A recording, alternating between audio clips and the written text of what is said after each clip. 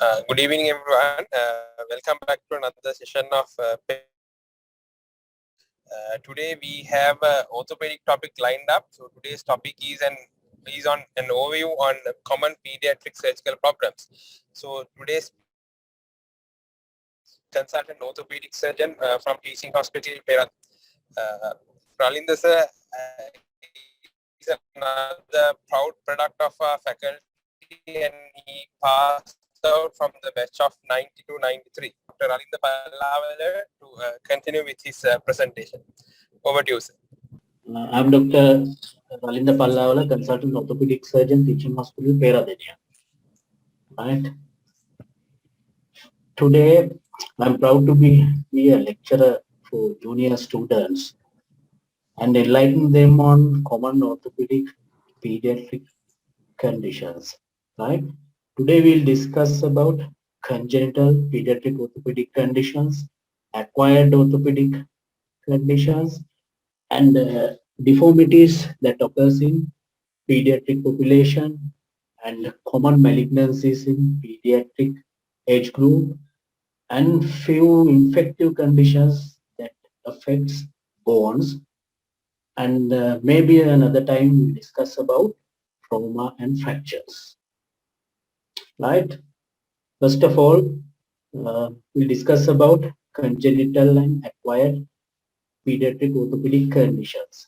Now, when you do a ward round as a medical student or as a doctor, if you are doing your clinics and if you are doing your rounds, when you see a patient like this, okay, first thing that should come into your mind is that there is a deformity in the spine, right?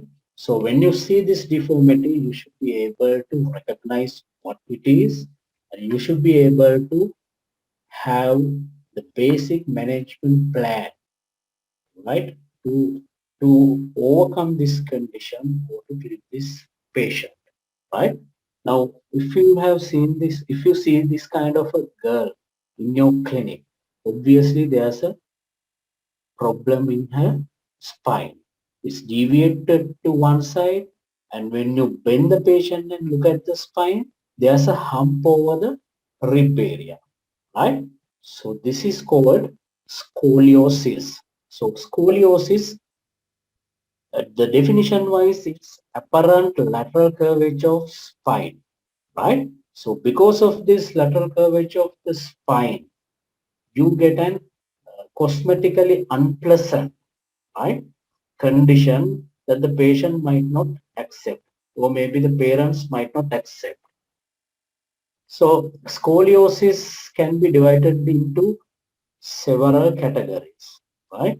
The first one and the simplest one is postural scoliosis. So what is postural scoliosis? The postural scoliosis is the deformity that is a deformity which is secondary or compensatory to another condition. So postural scoliosis can occur in a child with a short leg, in a child with a pelvic tilt due to muscle imbalance, mainly gluteal muscles or latissimus muscles, or in a child with hip contracture, or maybe due to muscle spasm. If it is due to muscle spasm, it will be a temporary postural scoliosis, right? So in postural scoliosis, the main clinical finding would be the curve disappears in seated position. So the the condition that we are worried about is structural scoliosis. So structural scoliosis is a very complex phenomena that occurs in the spine or the vertebrae.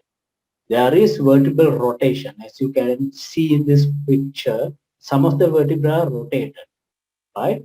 Initially, the vertebral deformity or the condition is flexible, right?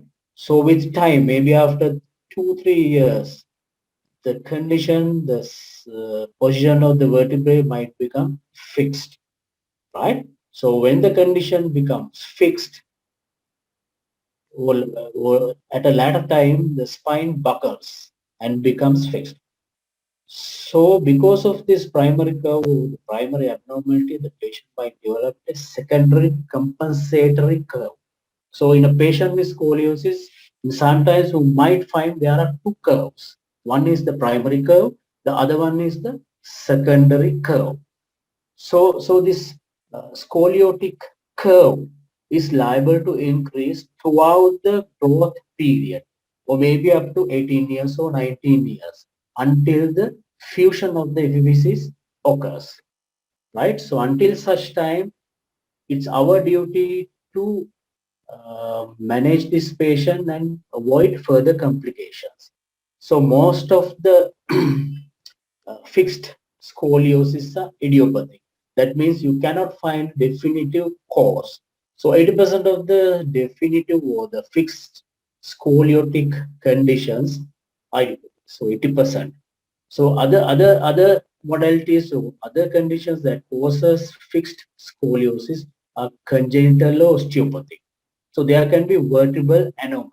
As you can see in this CT 3D reconstruction film, the L4 and L3 and L4 vertebra are reduced in height. So they are called hemivertebrae, right? Hemivertebrae means the vertebra is not fully grown. So when the vertebra is not fully grown, the spine tilt to the side of the wedge, right? So there's another condition called wedge vertebra, congenital wedged vertebrae. So that also causes a curve because of lack of height in one side. So other condition is fused vertebra. So in some patients, you might have seen when taken X-ray, some of the vertebra fused together. So there is delay or absent partition between vertebrae. Some conditions are associated with neuropathic diseases. Some are associated with myopathic diseases, right? So when you see a patient with back pain or maybe a deformity in the back in your clinic, how do you identify whether the patient is having, how do you confirm that the patient is having scoliosis or not? One is when you examine the back, right? Fully exposed back, you will find a deformity. So you have to expose entire spine and you have to bend the patient and see the spine whether there is a hump over the ribs, right? The patient might complain of pain and patient might complain of neurological conditions like radiculopathy, compression signs, right? They might be complaining of shooting pain down the leg, right? Or the patient might present with leg length discrepancy. If you see the patient, if you ask the patient to walk, the patient might limp. Actually, there might not be an apparent limb length discrepancy, but because of the scoliosis, some of the muscles are contracted, some are very lax. Therefore, there is an apparent limping. General examination should be done to find out associated causes like neuropathic causes or myopathic causes. So when you see this patient and you have confirmed that the patient is having a spine problem and the spine is deformed, you have to confirm this condition. How do you confirm this condition? You have to do imaging. You have to do imaging studies, right? First and basic and simple investigation would be full length view of the whole spine. That means full spine have to be in one film. So some of the hospitals in Sri Lanka do have that facilities. So from the C-spine to the sacrum should be included in your X-ray. You might want to do a CT scanning if you are planning to do a surgical intervention, or maybe MRI to see associated conditions. And maybe if you are planning to do a surgery on this patient, most probably you might want to do a lung function test, because because the part of the work, rather the ribs the affected lung in that side might be smaller compared to the other side. So lung functions are very important before surgery. So So how do you assess after doing imaging studies, right? So the whole plan of management or whole follow-up plan depends on the X-rays or CTs, right? So there are different criteria to uh, come to a prognosis regarding the scoliotic patients. One is early onset. If the patient develops scoliosis at a very early age, the chances for the patient to get a big curve are more. Say the patient is about 4 years when the child develops scoliosis, and the curve might get worse until the child is about 18 years, right? So if the child is having a marked curvature of the spine or the riser side, that means the fusion of the anterior superior leg spine or the growing of the child is still happening, the chances are poor. So how do you decide the curvature, the amount of curvature of the spine, or the scoliotic spine? We measure the angle of the curve. That is called Cobb's method of measuring the angle. You take the upper end plate of the most tilted upper vertebrae and the most tilted lower vertebrae, and you have to draw a line through the proximal end plate of the upper vertebrae, and you have to draw a line through the distal end plate of the distal most tilted vertebra. So you measure the angle. That is called Cobb's angle. And if the Cobb's angle is more than 30 degrees, we take it as a serious condition. So how do you manage this? If the Cobb's angle is less than 30, we might observe the patient for about 6 months and repeat the X-rays. If the Cobb's angle is more than 30 degrees, that warrants some sort of a intervention. So if you find a scoliotic infant, which is bit rare, and it might resolve spontaneously. More than 90% of the patients, the condition resolves spontaneously. If the condition does not resolve spontaneously, you have to put a very cumbersome POP. That is called elongation, derotation, flexion cast. You can see in the picture how the POP is very heavy, and you have to change the POP periodically, maybe every 6 weeks, 8 weeks. So this POP has to most of the time put under general anesthesia, right? And even if the condition doesn't resolve after repeated EDF cast, you might have to go for surgical correction. And the other, if you find a patient, juvenile patient between the ages of 4 to 9, you might consider bracing or surgery if the curve is more than 30 degrees and progressive, right? So there are certain group of children who are late onset scoliotic patients who are adolescents, which is the commonest group between age 9 to 19. So in this group of children, the aim is to halt progression of the curve.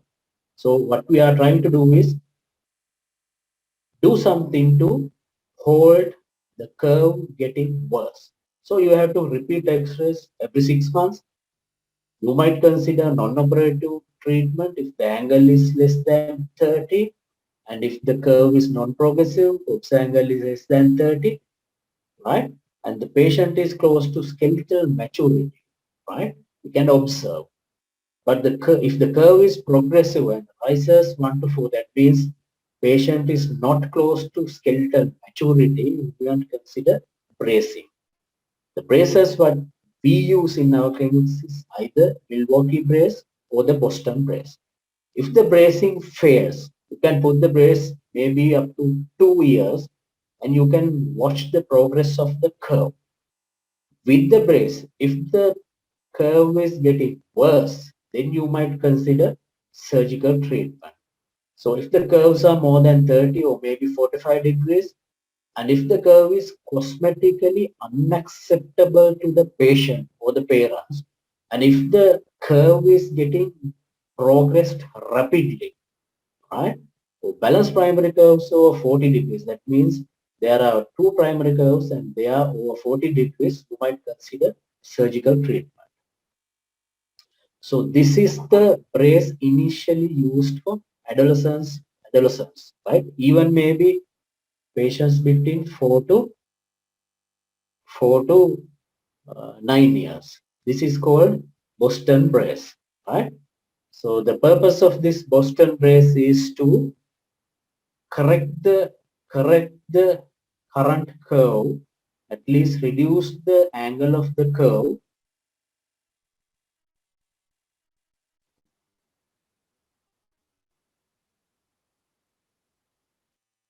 Sorry for the interruption.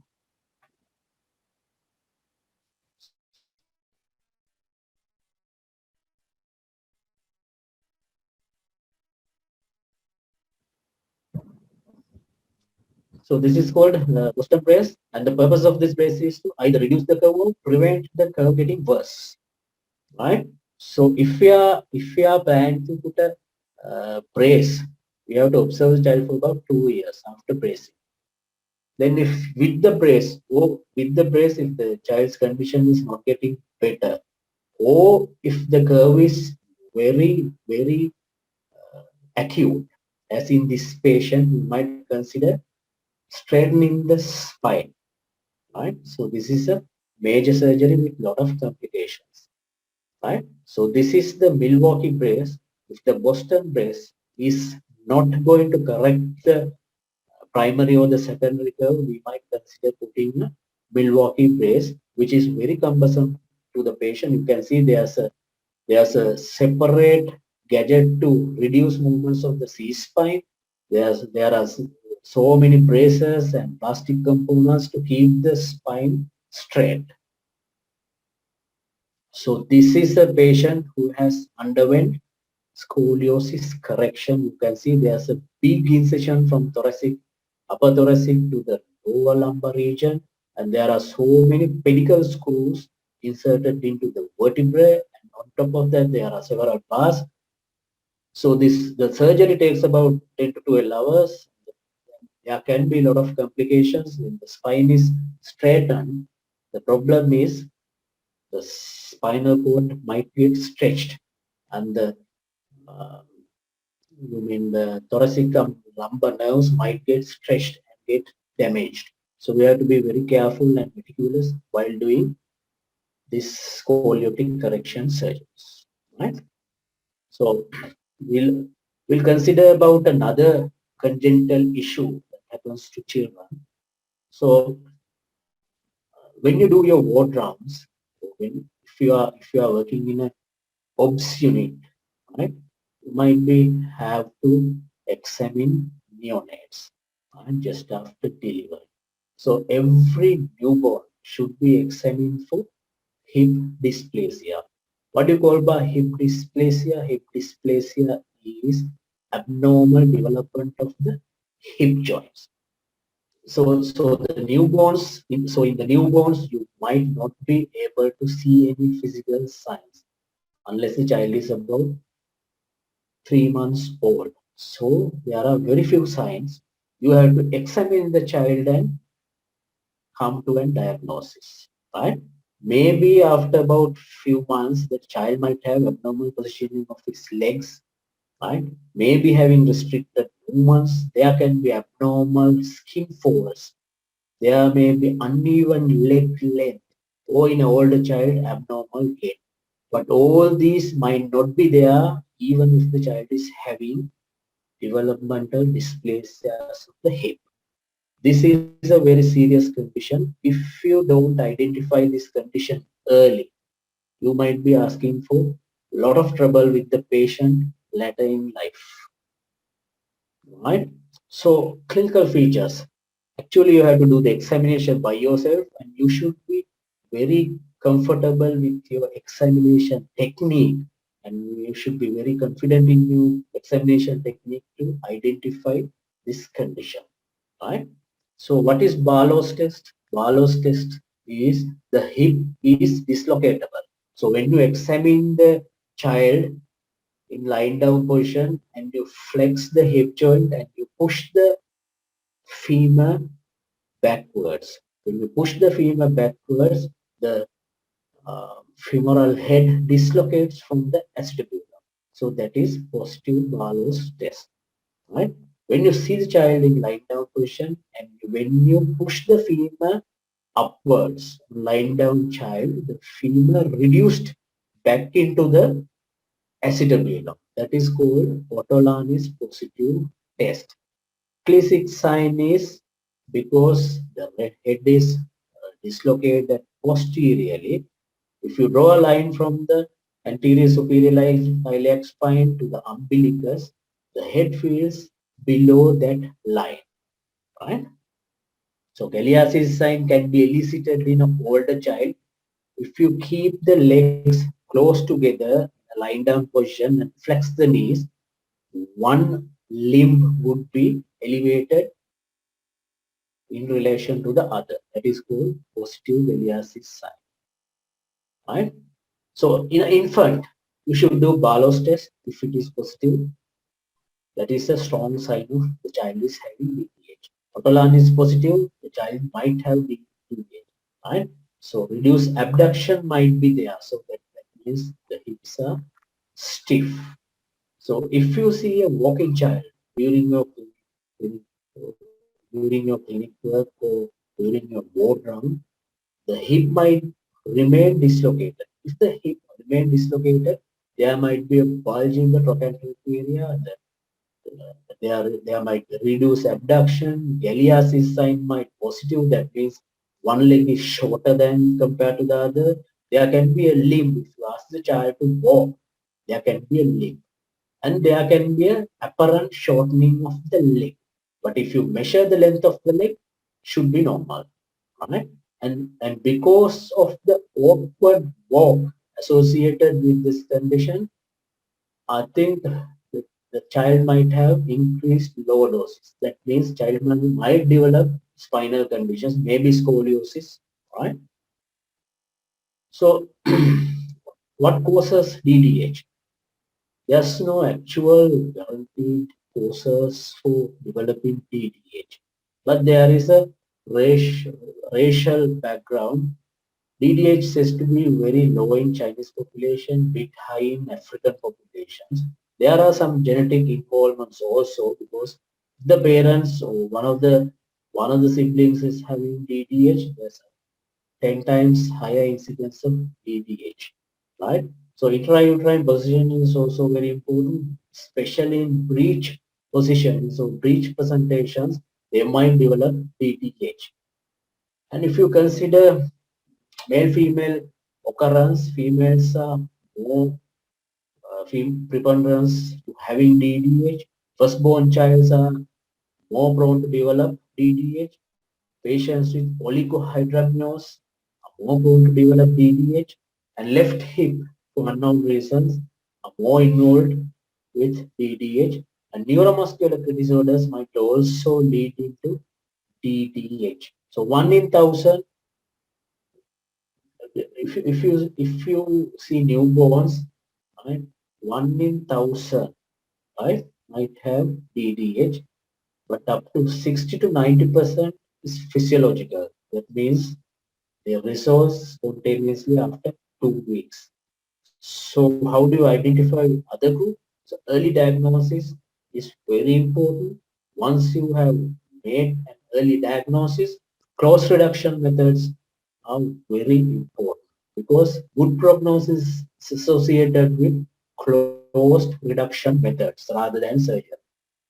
So, so you suspect that the child is having DDH, positive Ortolani, Barlow's test, and awkward positioning of the limb. So what are going to do to the patient? The standard investigation method is ultrasonography.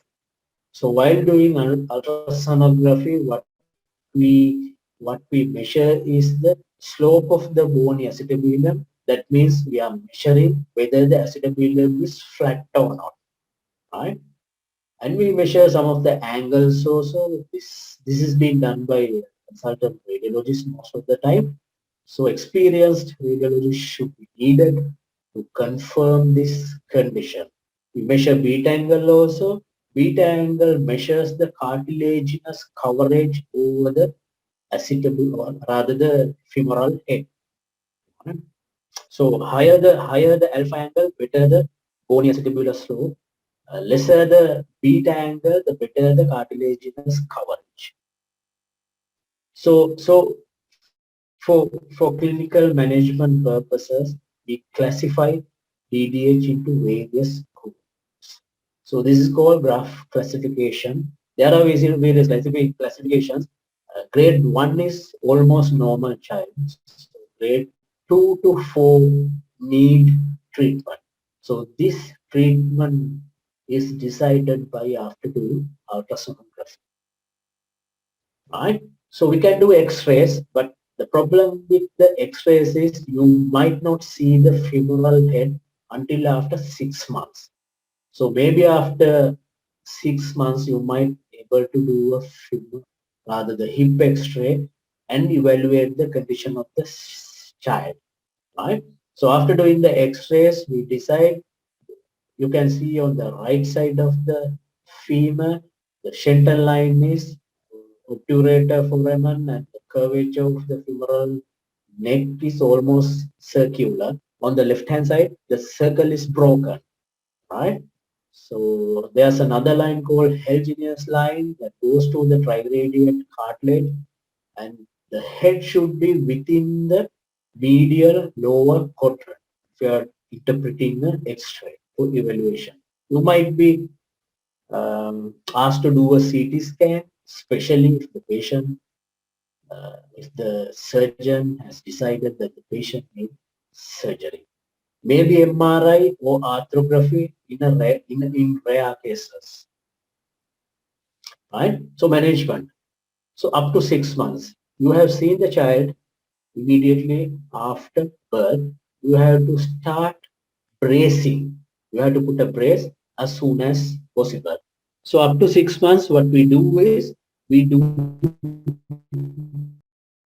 right. So these surgeries are associated with high degree of morbidity, and the surgery itself takes a long time, maybe up to 6-8 hours. Right. Even after surgery, the results might be not acceptable to the surgeon, right? So early diagnosis and early treatment and early proper referral and early proper bracing is very important in patients with DDH, right? So this is the cast that we are applying to the patient after surgery or after closed reduction methods, right? So you can see the cast is very difficult for the patient and for the parents to manage, right? So so so the surgeries that we are doing after 2 years, so after failed bracing or conservative treatments, should be pelycosteotomies and osteotomies around the neck of the femur, right?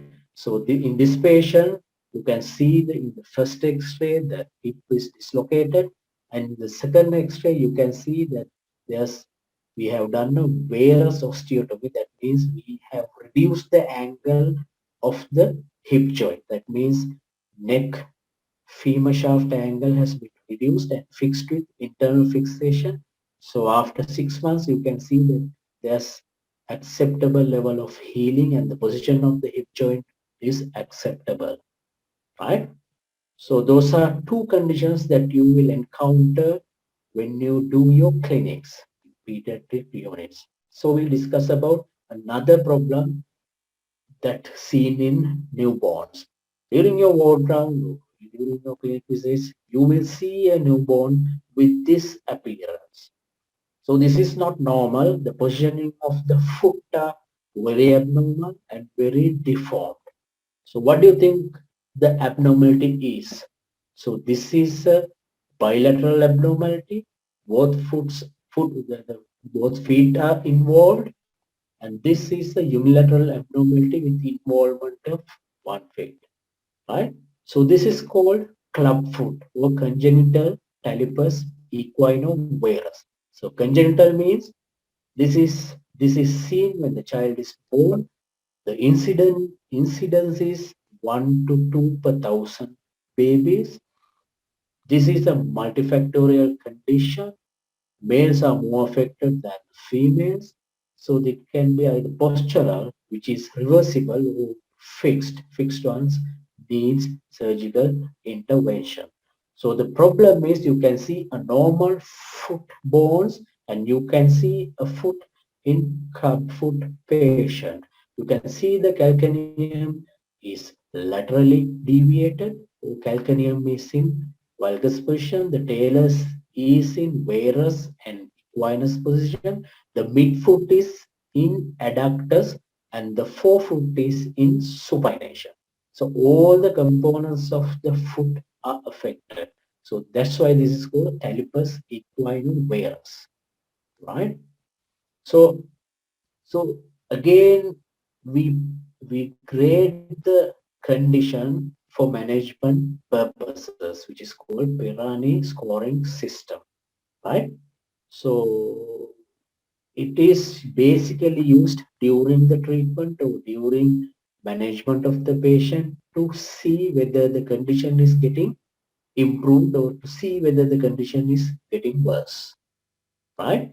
So this the management can be non-operative, and you can ask the mother to manipulate the foot during breastfeeding, maybe 30 minutes in the morning, 30 minutes in the afternoon, and you can see the child again maybe after 1 month and see whether the condition has improved. If the condition is I mean worse than the initial stage, if the Pyran score is higher than the normal values, you might consider splintage. If you are considering splintage for these babies, you have to start splinting within 1 week after birth. If you refer, or if you see, or if you start to manage the child, maybe after 4 weeks, the results might be poor and you might have to consider surgical management. So early diagnosis and early intervention is very important. So what are you going to do when you do the splintage? What you can do is first you consider adduction correction, forefoot adduction correction. Once the forefoot adduction is corrected, consider forefoot supination correction. Then you consider equinus correction. That means you correct the mid-tarsal bone abnormality and the talar abnormality. Whatever you do, whatever the manipulation you do, there shouldn't be any force, no force involved. If you use force, what will happen is you might break the ligaments and you might even fracture the foot bones. So the casting method, what we use is Ponseti method, which is the universally accepted splinting method. So even if this is the universally accepted method, there are complications such as cast loosening, cast associated skin irritation, because this is a POP, so it might cause skin irritation. There can be pressure sores and you might cause infection, right? So this is how we do the splinting for clubfoot patients. So during the stage 1, you can see the foot in varus position. So we try to, you can see the POP below the first photo. It shows that we have corrected only the forefoot adduction. So we try to straighten the forefoot. During the second stage, what we do is forefoot adduction and midfoot correction, right? In the third and fourth stages, what we are trying to achieve is equinus correction. And in the final stage, or stage 5, we try to supinate the foot, right? So after casting, there are some, I told you there are some complications that can happen. So on the left-hand corner of the picture, you can see some skin irritation, pressure sores, right? So these are the complications you might see when you remove the POPs for casting. So if you see these complications, what you can do is you can stop casting for about 1 week, then restart, right? So you have to put at least 6 casts for the condition to correct it. So once you stopped casting, still you cannot correct the equinus deformity, right? That means the dorsiflexion is limited. That means the ankle joint doesn't dorsiflex.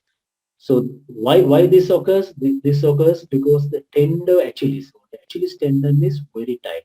So if the child is having limited dorsiflexion after 6 to 8 weeks, we usually consider tenotomy of the Achilles tendon. This is an outpatient or a minor procedure under local anesthesia, right? What we do is we infiltrate local anesthesia around the tendon and we isolate the Achilles tendon and we cut the Achilles tendon, right? So usually after 2 weeks, Achilles tendon regrows into normal position, right? So even if we cut the Achilles tendon, the function remains, right? So after Achilles tenotomy and after splinting, what are we going to do? Then after, that means after 6 to 8 weeks, we might have to consider putting the child in Dennis Brown night splint. So this is a shoe attached to a metal bar. The shoes are positioned at a desired angle that needs correction. So the foot, rather the shoes are at 70 degrees external rotation. The shoe has to be worn at least 23 hours a day. So these shoes has to be worn 3 to 8 months. So if you don't apply the shoes after casting, even if you get corrected, even if you have corrected the deformity, still the deformity might recur, right? So the shoes has to be worn at least until 3 years for desired clinical outcome if you are anticipating this, the correct outcome, right? So this is how you apply the shoes to the child. So again, this is a bit difficult for the parents and it's also difficult to the child also, right? Especially after 6 months, right?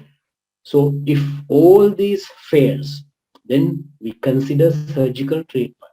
So surgical treatment or the surgery for clubfoot is a very complex surgery. You have to release the plantar tissues. You have to release the medial tendons, such as the tibialis anterior, tibialis posterior, flexor longus tendon, right? You have to do a posterior release, especially the capsule of the ankle joint. You might have to do a lateral release. Those are called soft tissue release. And even after soft tissue releases, if you don't get desired correction, right, then you might have to consider corrective osteotomy, right?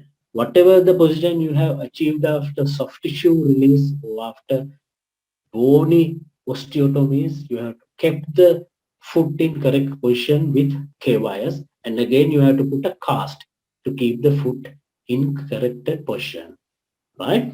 So these are the ligaments and tendons that you might want to release during your surgery, and you can see the scar of a child who underwent corrective surgery for clubfoot. So you can see the scar is very big. That means you have to release lot of soft tissues, right? So correct management is very important. Even after surgery, still again you might wanted to put the child in splints. So this has to be worn for a long time, maybe until the child is 10 years old. So this is a long follow-up condition, right? So we'll discuss about another condition that affects children. This is called knock knees. You can see, if you see a child with this condition or this kind of deformity in the clinic, this is called knock knees in layman's term, and the correct medical term is genu valgus. Genu means the knees, valgus means the axis of the knee is deviated laterally or is abducted, right? So what happens in knock knees or genu valgus? The lateral femoral and tibial epiphyseal growth inhibits. Usually bone length occurs simultaneously in the medial, lateral, anterior and posterior sides. What happens is the lateral femoral and lateral tibial epiphyseal growth holds or it slows compared to the medial side. Until about 2 to 6 years, it can be physiological, especially if the deformity of the angle is less. We consider this as physiological, and if it is physiological, there's a higher chance. There's a higher chance that the condition might get corrected before the child is preparing for his school education. Right? So this is common and is self-limiting. But the child might complain of knee pain even if the angle is worse. In children with the worse angle, the patella might get dislocated and the gait might be very awkward, which is called circumduction gait, because the child have to lift the valgus positioned tibia to its correct position. Right? So this is a child with genu valgus. You ask the child to stand up in a weight bearing pose and you measure the intermalleolar distance. Intermalleolar means between the medial malleoli. If the distance between the medial malleoli are more than 6 inches, we consider as pathological, right? And we also measure the tibiofemoral angle. That means the angle between the femur and the tibia. Usually there's a up to 8 degrees valgus angle between tibia and femoral at the knee joint. If this angle is getting more, that means the child is having severe knock-neo-genu-valgus condition. Right? So how do you manage this condition? If the condition is physiological, that means if the distance between the malleoli are less than 6 inches, we consider conservative management. You might consider bracing also. Physiotherapy, but physiotherapy is ineffective. Lot of parents, they ask for their child to be shown to a physiotherapist, but physiotherapy is not going to help in this condition. If the angle or if the distance is more than 6 inches, we consider it as pathological genu valgus. So in this condition, surgical intervention is needed and we consider guided growth. What we do is we do a surgery and we allow the epiphysis or the physis to grow under our supervision. So what we do is we do a hemiepiphysiodesis, right? In an older child, maybe if the child is 6 years and above, we might consider osteotomic correction. Right? So this is how we do epiphysiodesis. You can see the epiphysis on the X-ray.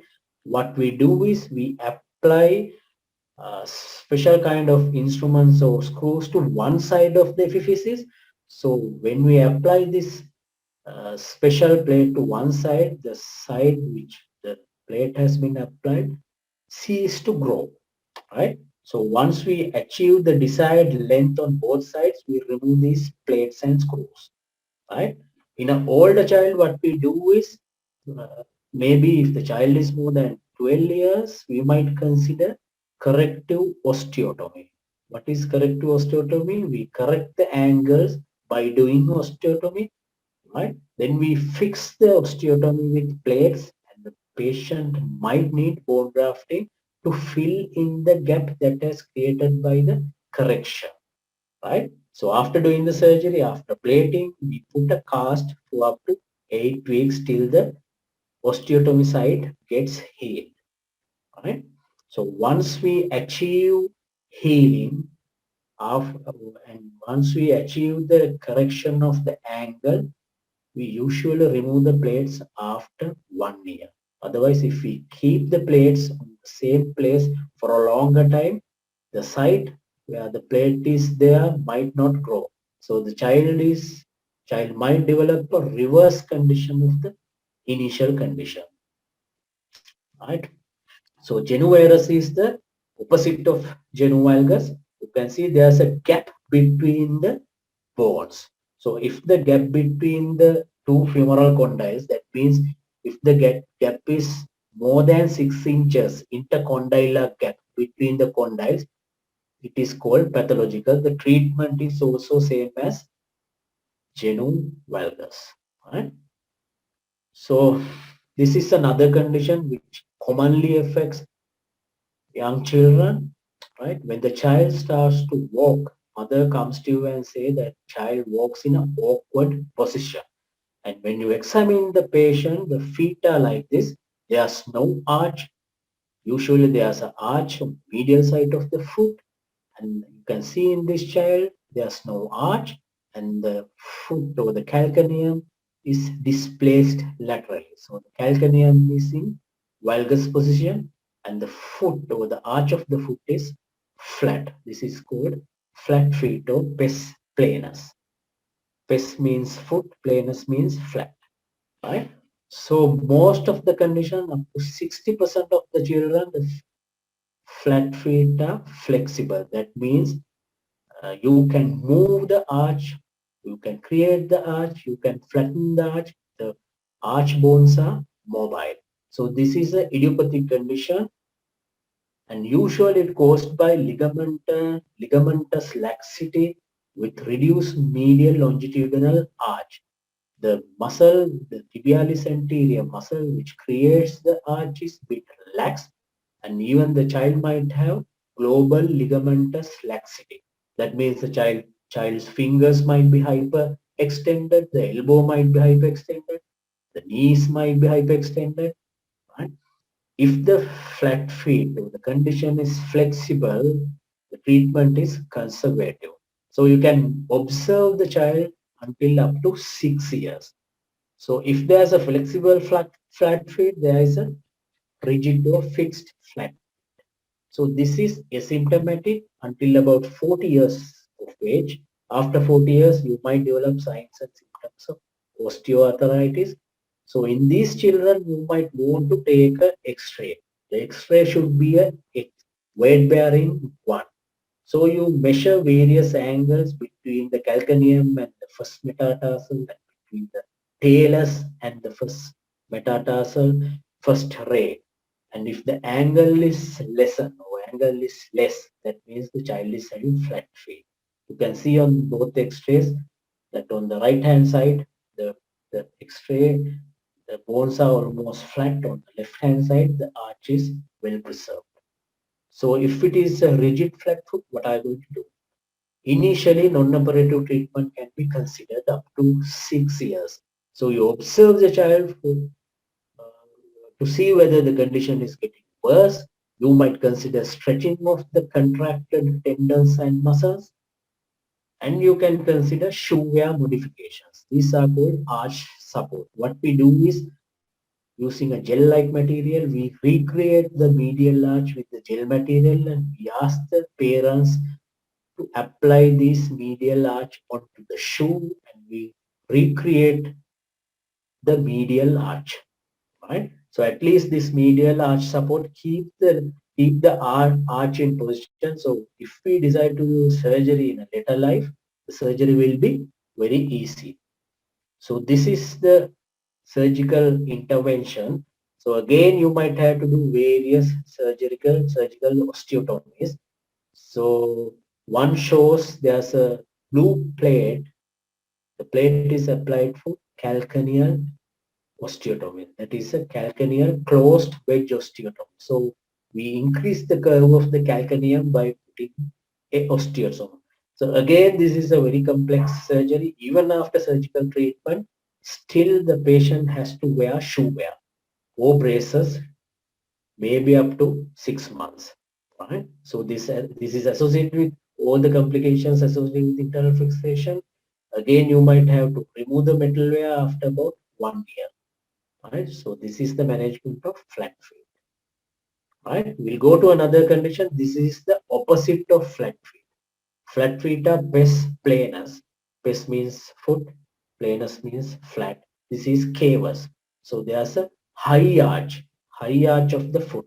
The arch is very high and it's very awkward and it's very difficult for the child to walk. So in this condition, again, what we do is we do various osteotomies, closed wedge osteotomies on the dorsal side of the foot, and we reduce the arch surgically. And again, like in the flat feet, we reverse the osteotomies and we apply metal wear to hold the osteotomies in place.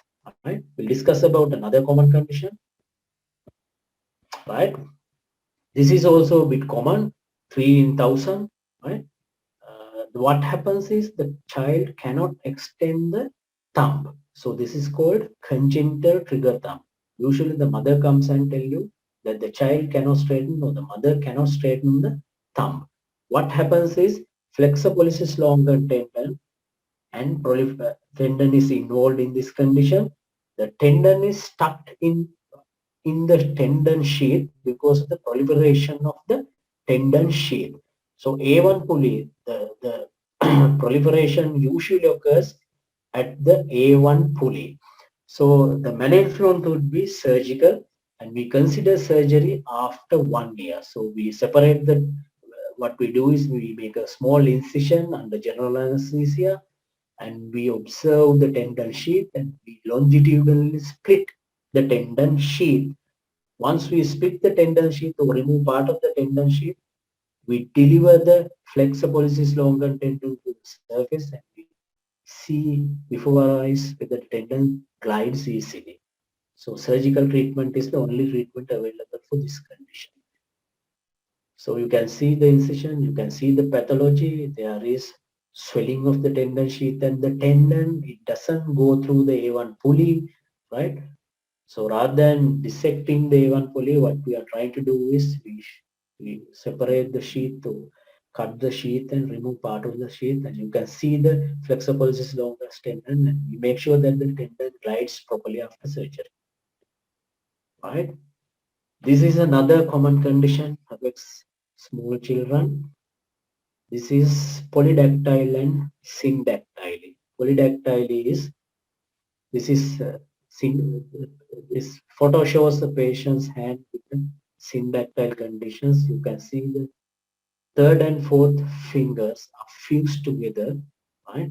In this child, the bones are separated, but the skin is common to both fingers. So what we do is we surgically separate the skin and whatever the conditions, whatever the tissues underlying, and we recreate the skin, or we put a skin graft in between the severe skin. So this is how we do it, right? So once we close the skin, if you might have to do a skin grafting also. So this is called syndactyl separation. So if the child is having polydactyl, which is much more easier than syndactyl, what you do is you take an X-ray and make sure that which finger is the most anatomically acceptable one. You can see the X-ray, and you remove the least anatomically acceptable finger. So that is polydactyl excision, right? So we'll consider about another common condition. This is called radial club hand. Right? Radial club hand is usually in most, 99% of the time, right, the child is having radius and ulna. In this child, only the ulna is present. So the radius is absent. In some children, the whole radius is absent, which poses a significant management challenge. But most of the children, part of the radius is there. Because the length of the radius is not there, the whole corpus deviates to the radial side because the ulna is pushing the corpus, right? So this is called radial club hand, right? So in this patient, you can see the X-ray. On the right hand corner, you can see only the ulnar radius is absent, right? On the left hand side, you can see part of the radius. So if part of the radius is there, the management would be we lengthen the radius until it matches, so it overgrows the ulna. So we recreate the radius, especially in a child on the left hand side of the screen. In the right hand side of the screen, the X-ray shows absent radius. In this child, you cannot recreate the bone. So what we do is we centralize the corpus, so centralize the hand onto the ulna. So the only management option available is to do surgical correction. So this is how you lengthen remaining part of the radius we use a limb lengthening device to lengthen the bone. This device lengthens the bone up to 1 millimeter per day. So if the radius, the absent part of the radius is about 10 centimeters, it takes at least 30 days for this device to lengthen. Right? So we consider about another condition. So you are doing ward round to a child admitted to your unit. You have seen this child in the clinic. Child comes to the clinic with a limp, right?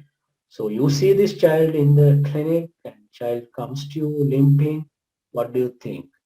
So you have to take a history, proper history, to exclude conditions that cause limping. One is pain. You have to ask whether the child has trauma.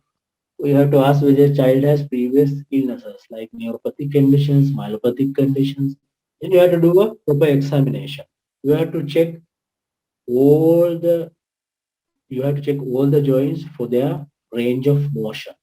So in a limping child, the range of motion might be reduced, and you have to measure the length of the leg, and you have to, especially you have to see the walking child, how the child walks, right? So depending on the age, there are many conditions that affects gait of a child.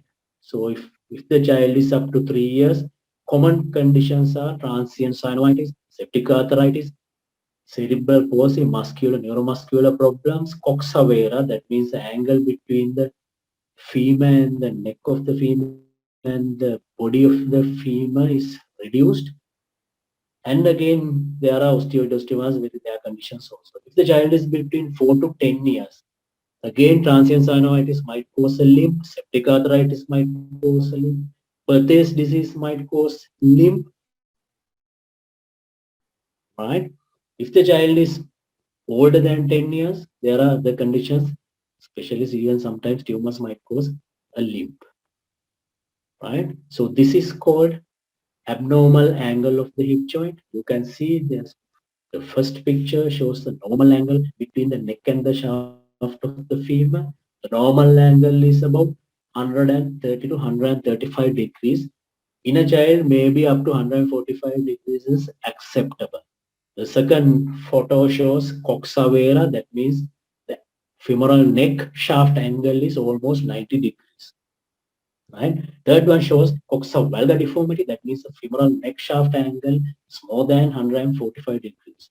It's almost like 170 degrees. In the X-ray, you can see in one side the angle is almost normal, and on the other side the angle is almost like 90 degrees.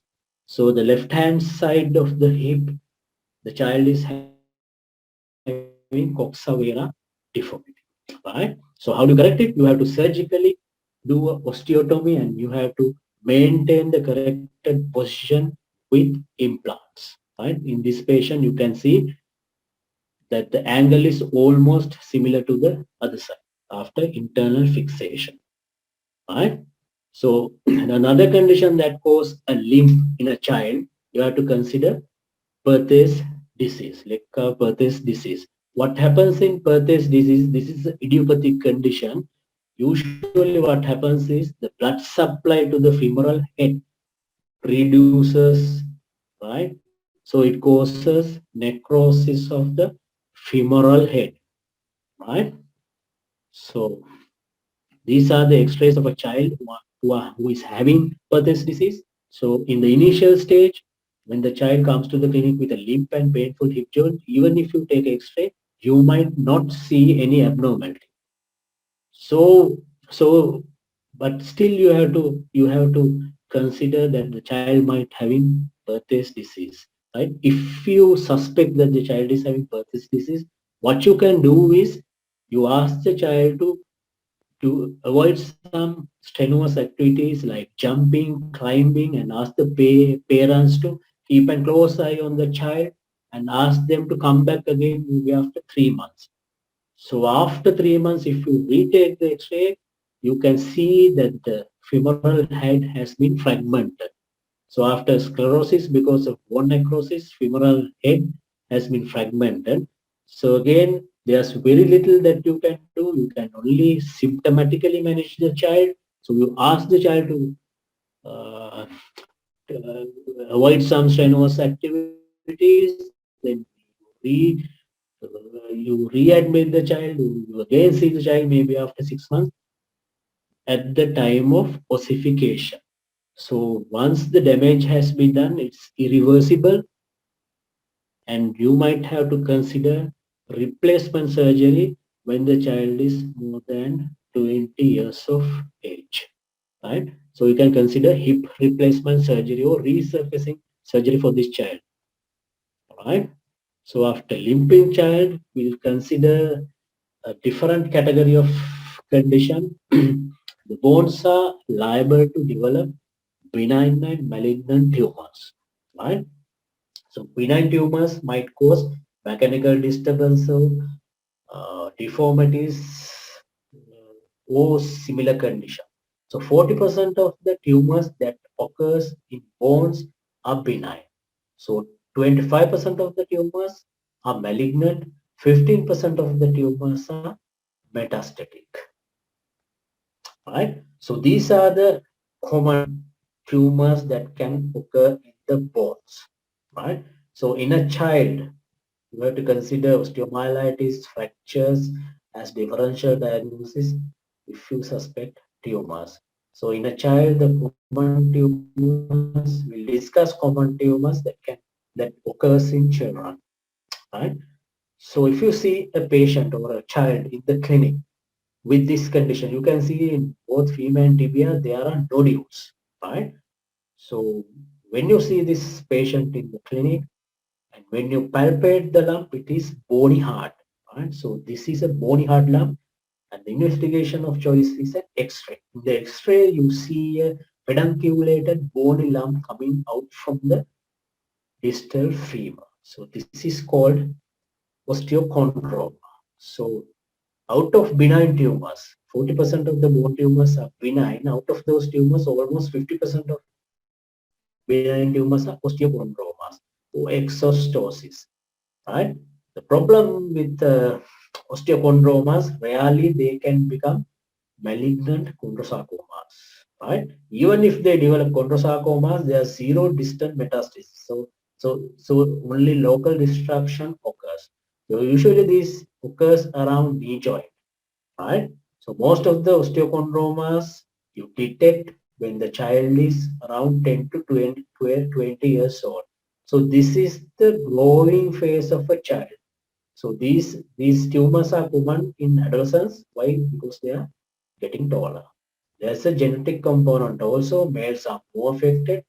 If the tumor or the lump or the osteochondroma is solitary, there is excellent prognosis.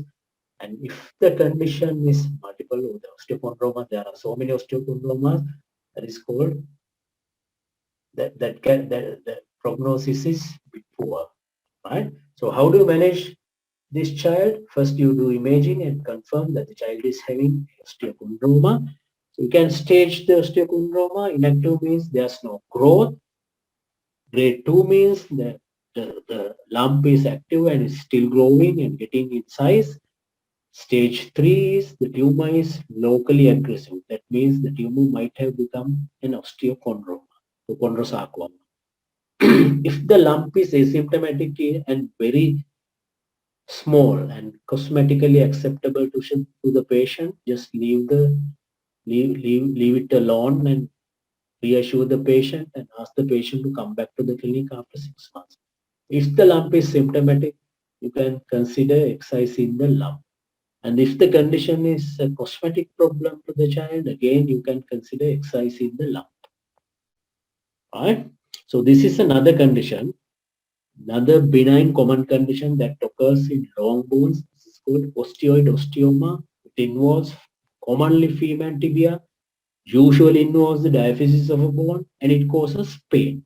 So a child comes to you with a painful limb, especially around the diaphysis, with no history of trauma. The child is around 10 to 20 years, then you can consider that this is a differential diagnosis. Even in the X-rays, you can see a lytic lesion in the diaphysis of the bone, right? So these are benign conditions. Then we'll discuss about common malignancies that can occur in children. So commonest malignancy that occurs in children are osteosarcomas, right? Out of the tumors, 8% of the tumors that occurs in adolescents are osteosarcomas. Osteosarcomas usually very common in female tibia, right? 10-year survival, if you diagnose osteosarcoma and if you consider survival of the patient, 10-year survival is about 80%, right? So what is associated with osteosarcoma? Why the child is getting osteosarcoma? Again, rapid bone growth. That means growing child. There is a genetic predisposition, irradiate, Paget's disease, multiple exostosis, bone dysplasias, right? A single exostosis might not cause osteosarcoma, chondrosarcoma, but multiple exostosis because of the genetic predisposition might lead into osteosarcomas, right? Osteosarcomas occurs through primitive bone cells and there can be skip lesions. So again, it's very important to do a proper skeletal survey, right? At the time of diagnosis, 20% of the patient have lung metastasis. So early diagnosis is a bit difficult. That means it's a bit difficult to diagnose the condition early because you cannot find anything on the X-rays or the scanning. So this is an advanced stage of osteosarcoma. You can see sunrise population, periosteal elevation, bony destruction in the medulla, right?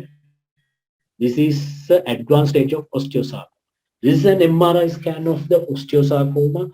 You can see there is intramedullary involvement as well as extracortical involvement. The cortex is elevated and there's tumor deposition underneath the elevated cortex, even the muscles being involved, right? So once you do a MRI, X-rays and all the investigations and you have concluded that the distant metastases are absent or the distant mets are controllable, then you consider surgical excision of the tumor.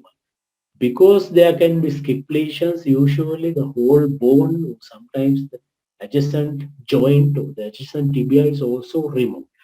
So you are removing only the bone and some part of the muscles, so the nerves and blood supply and everything is intact. So if the limb is to become useful limb after excision of the tumor, we usually apply a mega prosthesis.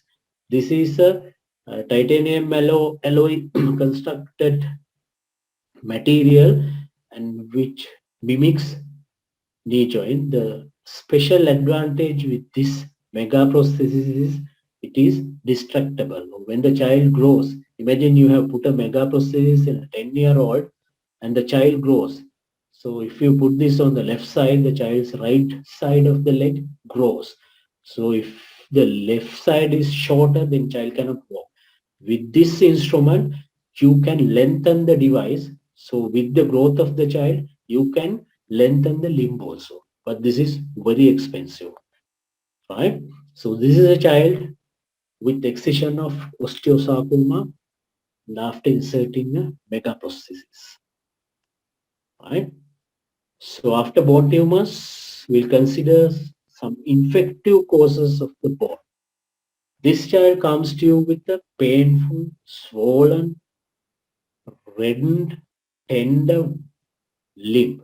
You can see that the knee joint is very erythematous, and if you try to palpate the knee joint, the child might be cry because of the tenderness, and if you compare with the other side, the joint is very warm and child cannot walk because of the pain and there's reduced movements. He cannot extend the knee joint, right? There will be fever, right?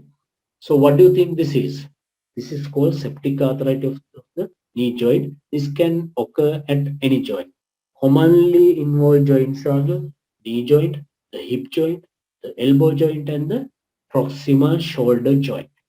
So if you see this child, right? So what is the first thing that should come to your mind? It should be what is the affecting organism, right? So usually septic arthritis occurs because the presence of microbial agents in the joint. So usually the organism comes to the joint through blood vessels. So this is usually hematogenous, especially in a child. The joint, blood vessels in the joint and the diaphysis of the bone is interconnected. Rarely it is not hematogenous. It can be due to direct entry, such as trauma. So what happens once the microbials are introduced into a joint? Because of the presence of microbials, there's acute inflammation inside the joint at the wall of the joint. So there will be rising pressure inside the joint, and this rising pressure inside the joint reduces perfusion. And once the infection settles in the joint, there will be synovial and cartilage destruction. So it starts destroying the synovium with the cover of the joint, and it starts destroying the cartilage to the ends of the bone. So if you don't treat this as an emergency, it might cause irreversible damage, right? So in a neonate, the usual affect, affecting organism is Streptococcus or gram-negative organisms. In infants and children, it is usually due to Staphylococcus aureus or Haemophilus influenza, right? In adolescents, again, Staphylococcus aureus, right? Right. So, so what is the differential? There's a warm, tender knee joint. So what else can cause to mimic this condition? Transient synovitis is one condition. It's very similar to septic arthritis. Slipped epiphysis, especially in the hip joint. The hip joint is the most involved joint that can, the epiphysis might slip because of trauma. Even Perthes disease of the hip joint can mimic septic arthritis. Pliquet syndrome is a syndrome that can happen especially in the knee joint. There are pliquet or tissue bands inside the knee joint. These tissue bands can get traumatized or infected or because of sporting activities, they become very edema. Then again, this condition is very similar to septic arthritis. Again, tendinitis of especially patellar tendon. Even traumatic conditions might mimic septic arthritis. So what are the investigations that you wanted to do? You might wanted to do a full blood count. Then you will see very high WBC count. You might wanted to do CRP. The CRP might be more than 50. If you are technically competent, you can do a synovial fluid aspirate and analyze the synovial fluid. You might see pus cells, you can see very high levels of WBC, and you can see a very high content of protein. You can do an X-ray of the joint to exclude other joint conditions such as Perthes disease or fractures, right? So you can do a ultrasonography also. If you do an ultrasonography, it will show an effusion within the joint, and the liquid or the fluid or the fluid inside the joint is very turbid. Usually the fluid or the joint fluid is very thick. Usually it's thick, but it's very clear. But in septic arthritis, there are a lot of debris, damaged tissues floating in this effusion. So it becomes very turbid, and the color changes to from straw yellow to very turbid color. It can be blood stains also. So how do you treat septic arthritis? You have to start empiric intravenous antibiotics such as augmentin as soon as you made a clinical diagnosis, right? You might consider splinting the limb because it's very painful when the child move the limb. It's very painful, so splinting reduces pain, right? So once cultures and blood cultures and confirmative results are available, you change your antibiotic to organism specific ones, right? So once you have started IV antibiotic organism specific antibiotics, after about 1 week, you might consider early mobilization. If you don't do early mobilization, the joint will become very stiff. With antibiotic treatment and still fever is there, redness is there, signs of acute infection is there, you might consider arthrotomy and washout or drainage, right? But still, if even after arthrotomy, I would continue IV antibiotics for about 2 weeks. After after IV antibiotics, I still continue oral antibiotics for 4 to 6 weeks or till the markers, especially CRP or WBC counts are getting low, right? So this is the fluid or liquid that is inside the joint in a septic arthritic patient. You can see it's very thick and turbid. So if it is very thick and turbid and the patient is symptomatic, you consider arthrotomy. Arthrotomy means you make an incision that directly opens into the joint with least tissue dissection, right? So another infective condition that affects bones are osteomyelitis. Right, 50% of cases occurs in preschool children. Right, stressors delivers organisms to the bone. Right, especially this happens in metaphysis and epiphysis because the blood flow to those areas and the growing bones are very high.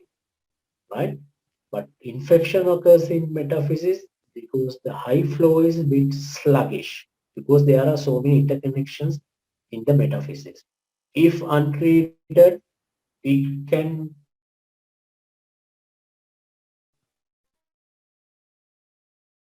sneak into the superior tissue, right?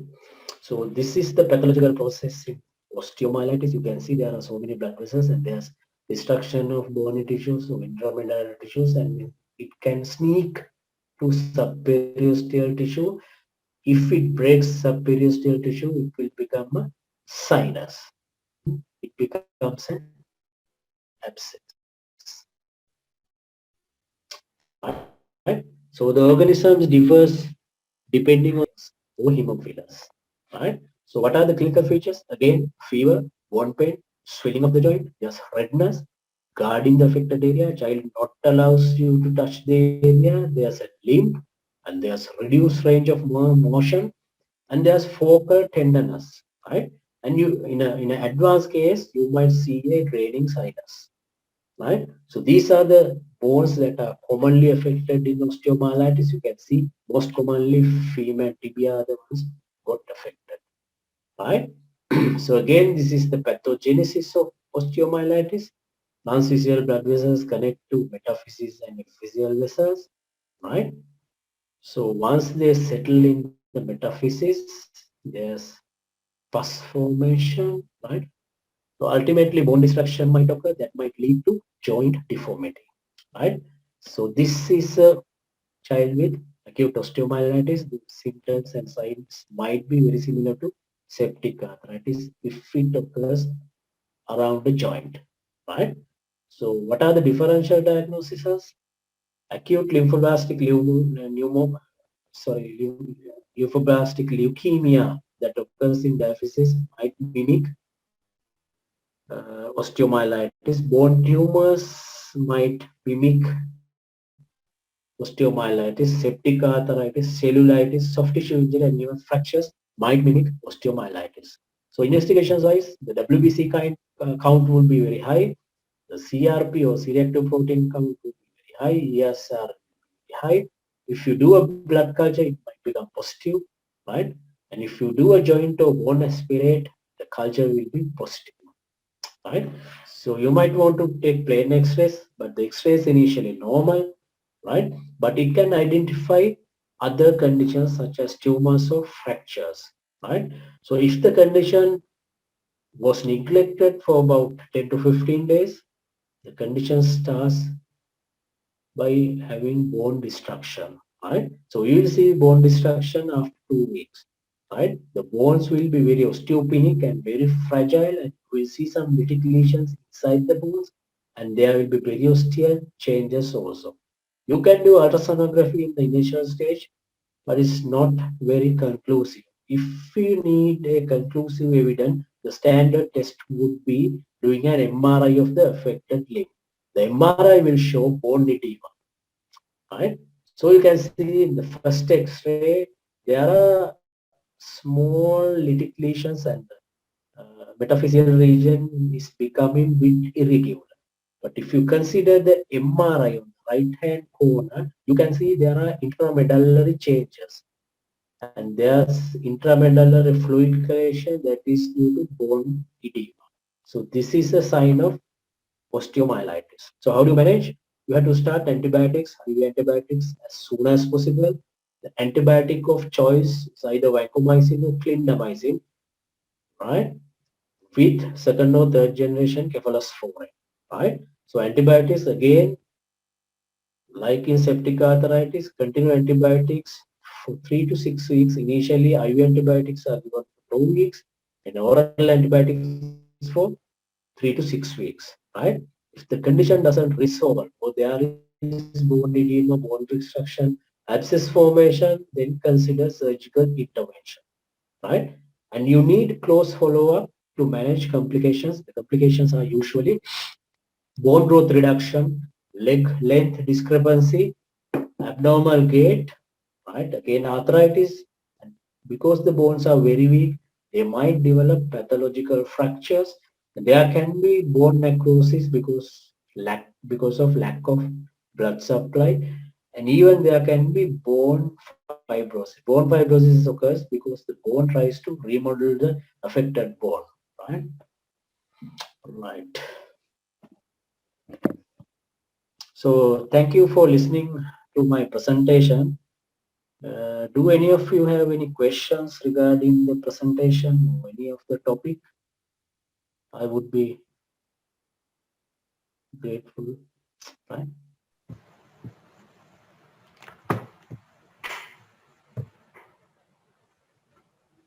So I will do a presentation of how to manage fractures in pediatric age group in a different occasion. So if you have any questions regarding any of these conditions, you can either come and meet me in the department or you can present your questions through online method, right? So thank you for listening to the presentation. Okay. Thank you very much, Dr. Pallawala, on behalf of PeMSAA, and thank you also to the TRC for arranging today's online webinar. Okay. And I think we will be getting a recording of this in case the students want to go through again and ask any questions. So it's possible for you to arrange a fracture session also. So yes. I haven't done fractures because it will be a very long presentation. Sure. Yes, I think it's better to break it into small areas so they can go through as separate segments also with the recordings. No? Right. Okay. Okay. So thank you very much. Okay. Thank you for giving me this opportunity, right? Yes. Thanks again, sir. And okay. Good night then. Good night. Thank you.